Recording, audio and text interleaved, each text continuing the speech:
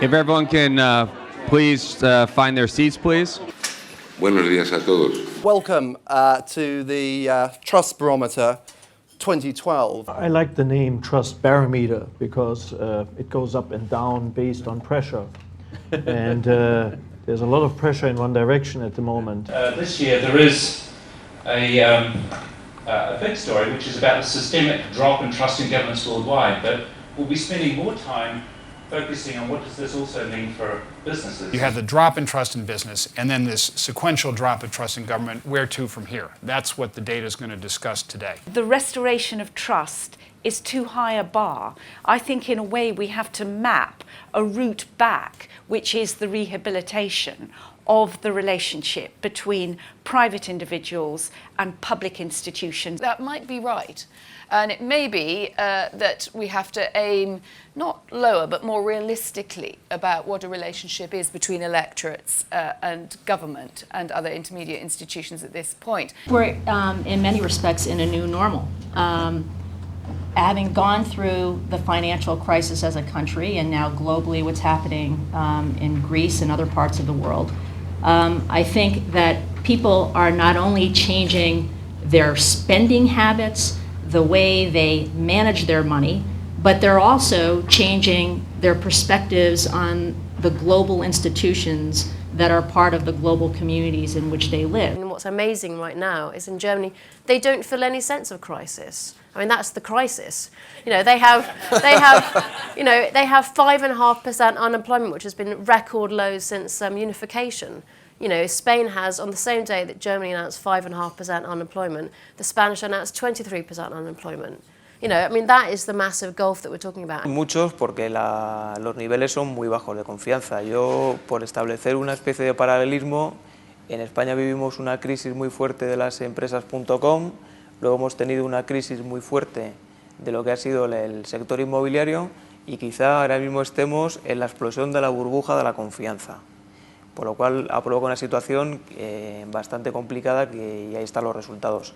Para mejorar, centrándonos sobre todo en el mundo empresarial, yo diría que las empresas tienen una gran oportunidad en este momento para impulsar y para liderar la agenda económica. When you think about this past year, there's actually best practice or lessons to be learned that business could deploy, right?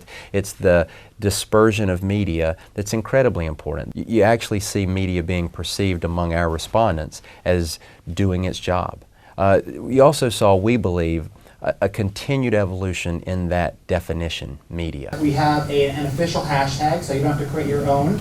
It's pretty easy to remember. It's Edelman Trust 2012. Social, no longer marginal. Social media, mainstream. Social media, increasingly important in terms of source of information. I predict that from 3 years or 4 years from now on, social media is going to be ranked quite high in Japan.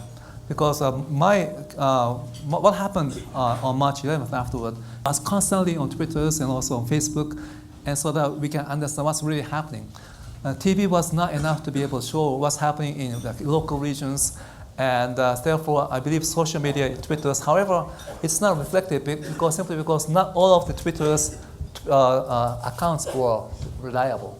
So you have to be able to judge who are reliable, who are trustworthy, and they can find out what to trust, and that's happening right now. So we are all sensing what is the truth and what is caring, and then we are judging about what's happening in Japan.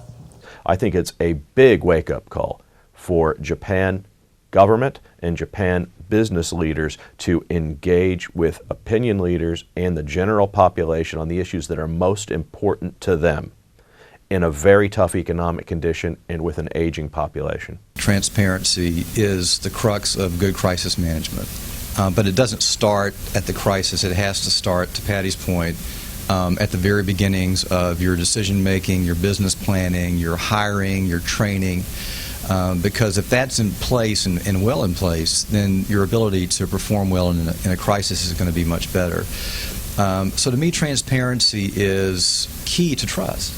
To me, trust is all about access to information, visibility of people who we want to trust in government or in business or in NGOs or wherever they may be. So, and it's as much as anything, it's a human expectation.